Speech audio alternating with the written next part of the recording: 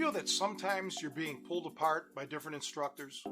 And even at times your instructors are pitting themselves against each other, even inadvertently? Or bottom line, that you just don't seem to be making the specialized progress that you think you should be making? If so, let me give you my take on what might be happening.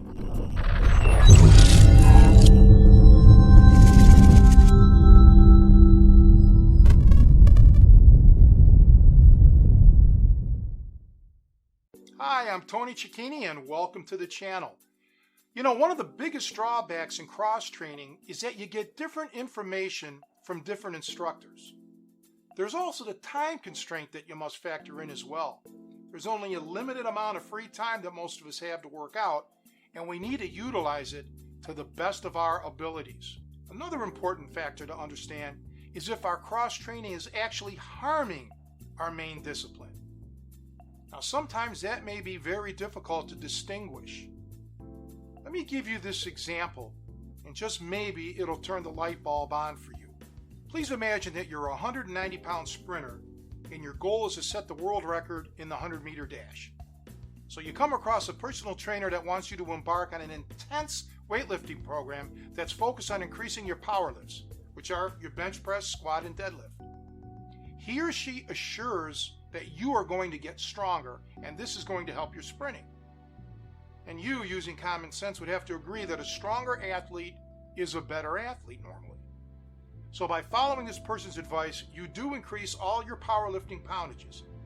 But along the way, you also increase your body weight and mass. The residual is that not only do you not lower your 100-meter dash time, you've become slower in the process. Now, this may be a drastic example, but it could very well be pertinent to your life in training. I'm here to tell you that I have seen it countless times where the student's cross-training is a detriment as opposed to an enhancement. And it doesn't just have to be conditioning. It could be other martial arts or fight training in general that is working against them. I don't say any of this to discourage you from cross-training. Rather, I say this to enlighten you and hopefully to help you avoid any pitfalls that could hinder your training or, worst case, grind your training to a complete halt.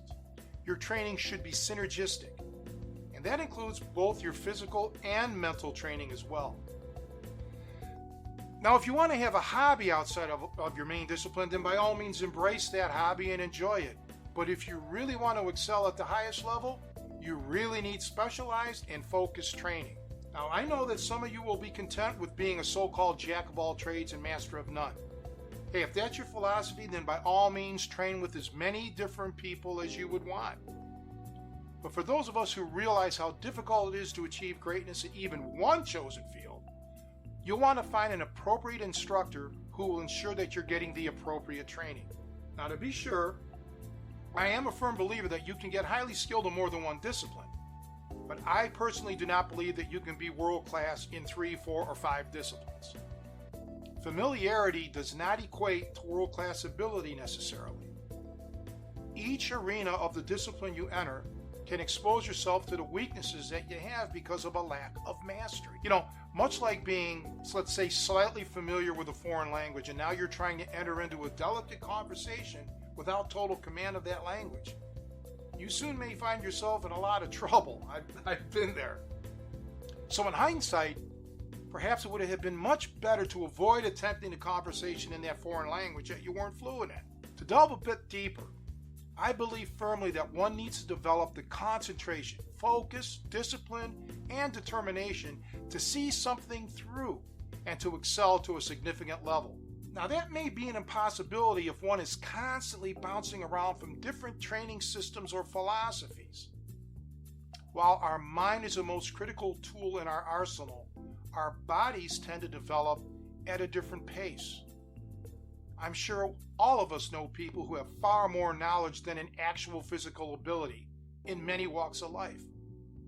And again, if all you want to develop and turn yourself into is a repository of knowledge, then study till your heart's content, no problem. But if you actually want to be able to put everything into action at a super high level, then the key is precise focus. So in closing, I just want to tell you that it's okay if you want to dabble in things, but if you find something that really truly intrigues you and you feel like, this may be a calling for you, then do everything possible to enhance that specific training and gear everything else around your life to that end. Well, I want to say thanks again for watching this video, and I hope it helped you in some way. You know, if you have any further questions, I'm always at catchrussell.com. And please remember to hit the like and subscribe button here. It really helps. And ring that bell, because you'll get notifications of every new video that I release. As always, it's great seeing you. I'll see you here again real soon.